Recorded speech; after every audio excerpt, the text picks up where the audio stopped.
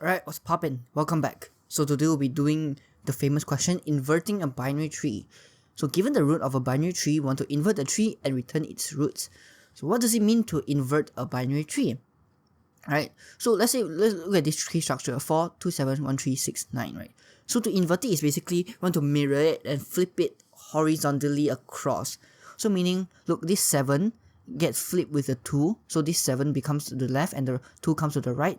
And then we can see for each of these subtrees, right, we can see that originally this 2 has the left node of this 2 is 1 and the right node of this 2 is 3. But then when we flip it, now the left node becomes a 3 and the right node becomes 1. So we can see that within each subtree we also have flip it. So I think just from the explanation we should have a clear idea on the solution would definitely involve some recursive call on basically flipping the left and right subtree, which is exactly the solution. So as always with binary tree questions, it's always good to think of recursive functions to call, such that we can take a leap of faith, trust that the recursive function works, and then figure out the base case from there. So the first step is obviously, alright. So the first step I like to take is assume that the function works. So assume that, let's say we are given the function called invert tree, right, which takes in a node, right? So it takes in a node, and assume that this function works. Right? If it works, we take the leap of faith and then we picture how might the solution work. Right? So that usually involves calling the function on the subtrees, because think about it, binary tree is a very recursive definition. So because we have this whole tree, however the left node is also a tree itself, and the right node is also a tree itself. So that's why we usually call it the left subtree and the right subtree. Right? So imagine we have this function called invert tree. Right? If we call it on the left subtree and we imagine that it works, and it will actually help us flip this entire tree horizontally mirrored. So if we imagine we call this function and it works, right? So we'll call it on root.left and imagine it works. So then it has this left subtree has been flipped correctly, and then we'll call the invert tree on the root.right. So we'll call it first on this left subtree, and then we'll call it on the right subtree. And if it works, right?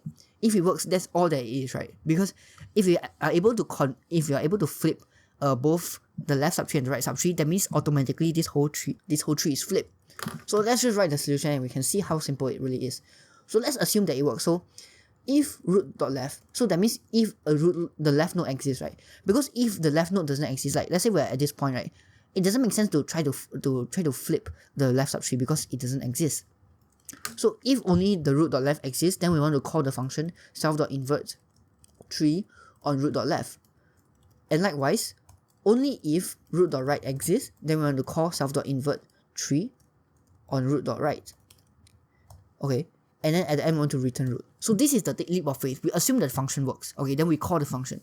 Then after that we have to figure out the base case, right? So obviously if not root, we want to return. So let's say we are given an input node of just an empty node. That means the root node here doesn't exist. That means there's just no tree. If there's no tree and we try to call the function on it, obviously it's going to error out. So if the node doesn't exist, we'll just want to return. Then otherwise, we'll just try to invert the subtrees, right? So before calling this invert tree, right, obviously we want to actually swap the tree nodes. So this left node should become the right node and the right node become the left node. So we actually have to do the swap. So in this case, the Pythonic way of doing it is just we can do root.left, roots.right equals to roots.right and roots.left. So this function, we can see that we just swap the positions of it.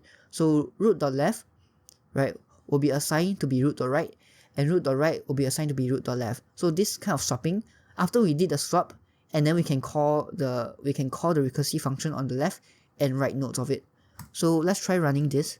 I can see that it passes and it runs. So that's really it. We take the leap of faith, we think about the logic, and then we find a base case, and we trust that it works. And usually, if we do it right, it will work. So I hope that you can give it, as we do more recursive solutions, we can get the hang of how we can form this kind of recursive structure, which is very applicable and useful when dealing with tree questions.